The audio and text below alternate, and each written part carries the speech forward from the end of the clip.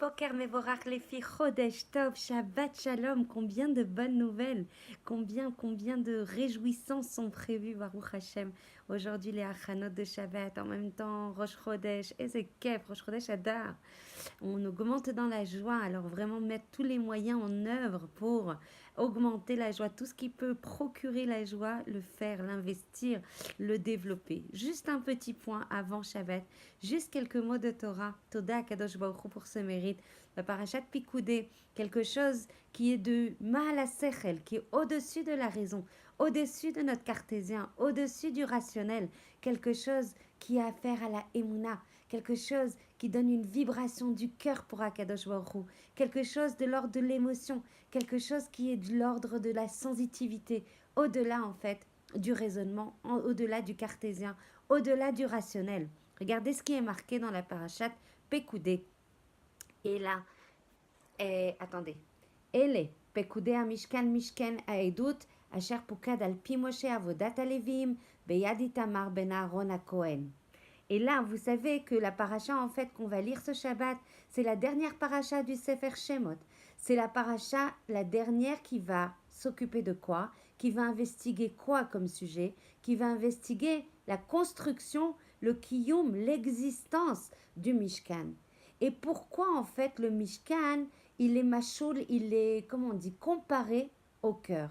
Quand on parle du Mishkan dans la paracha de Pikoudé, il va falloir faire une association dans notre tête, une référence aux lèvres, au cœur. En fait, on va apprendre quelque chose qu'on sait, mais qu'il va falloir intégrer de manière beaucoup plus entière, beaucoup plus pleine, sans psharot, sans compromis. La matara du Limud Torah, l'objectif du Limud Torah et des mitzvot, c'est de monter, c'est de, grâce à ce kesher, grâce à cette investigation, grâce à cette mobilisation, de monter l'homme, la personne, la personne du Ham Israël, d'un makom physique, d'un endroit physique qui est réduit, qui est étriqué, qui est limité, qui est mougbal par notre corps, à un makom beaucoup plus rouhani, à un endroit spirituel qui est de l'ordre du En-Sofi, de l'infini. Alors, mais comment on fait pour sortir du En-Gvul, des limites, à du En-Gvul? Comment on arrive à faire ce processus, justement, de passer de quelque chose qui est mougbal, quelque chose qui est limité, étriqué, réducteur, programmé par nos sens, par notre corps, à quelque chose qui est de les travers, de se lier à une lumière infinie. Et en fait, de manière plus consciente, c'est pas simple à un homme qui est justement réduit par ses sens, réduit par son corps, d'arriver d'un endroit qui est Metsuntsam, qui est réduit, à quelque chose qui est suprême, à quelque chose qui est libre, à quelque chose qui dépasse justement toutes ses limites, à quelque chose qui est mis mal à Teva, mis mal à Gvulot, mis mal à Sechel, au-dessus du Sechel, au-dessus des limites, au-dessus en fait de tout ce que le cartésien et nos chushim, nos sens, nous induisent.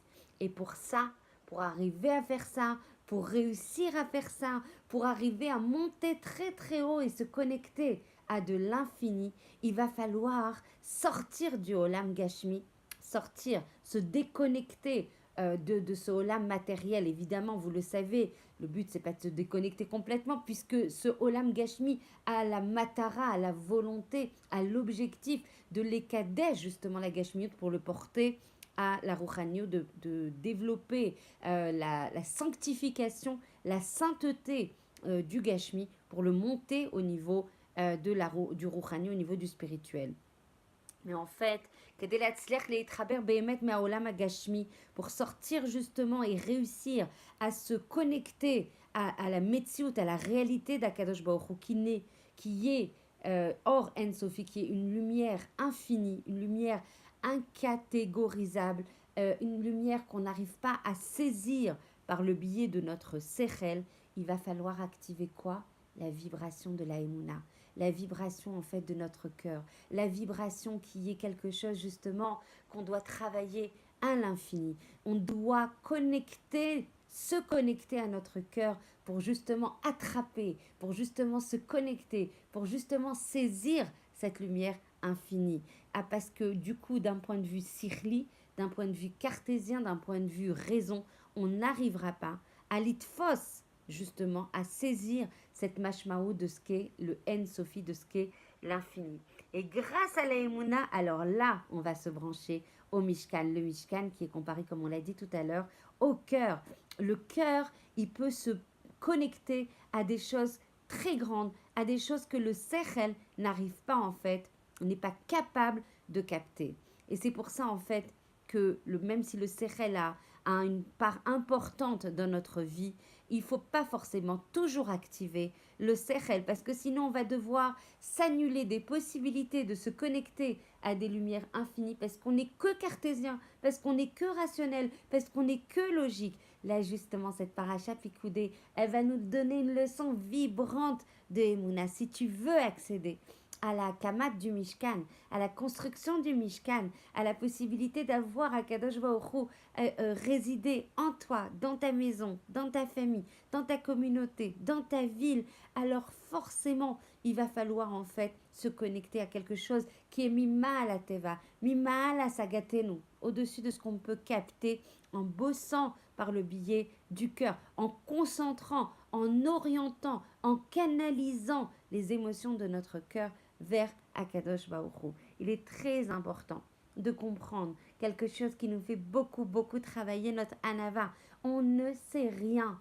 On ne sait rien. Même quand on croit qu'on sait, on ne sait rien. On a une vision tellement partielle des choses. Se remettre à Akadosh Baruch Hu, travailler la Torah et les mitzvot avec beaucoup de pashtout, avec beaucoup de simplicité, avec beaucoup de tmimout, avec beaucoup d'innocence, avec beaucoup de simcha, Eliona, d'arriver à moi toute petite que je suis, de servir le roi des rois et d'avoir accès à sa Torah et à ses sodotes. N'oubliez pas de lire au moins une page de Zohar. Je vous assure, essayez de me faire confiance. Là, ne faites pas bosser votre cartésien et votre rationnel. Essayez de me faire confiance. Une page de Zohar par jour. Et c'est comme une arche de Noé par rapport à tout le maboul, par rapport à toute la confusion, par rapport à tous les malheurs, par rapport à la mécompréhension de plein de choses qui arrivent dans ce monde. C'est la seule protection qui existe. Rabbi Shimon Bar Yochai en parle, Eliyahu Navi en parle, les grands sages et les Mekoubalim de notre génération en parlent. Réfugiez-vous dans le Tikkuné, dans le Zohar et dans le Tikkuné à Zohar, même évidemment qu'on ne comprend pas. Vous lisez, vous baissez la tête, vous ne comprenez pas, vous lisez et vous vous protégez comme ça. Bezrat Hashem, voilà. C'était une petite aparté, mais c'est impossible pour moi de ne pas vous le dire. C'est un cadeau inestimable qu'on a entre les mains. Et vu tout ce qui se passe en dehors, il faut absolument se réfugier dans cette arche de Noé.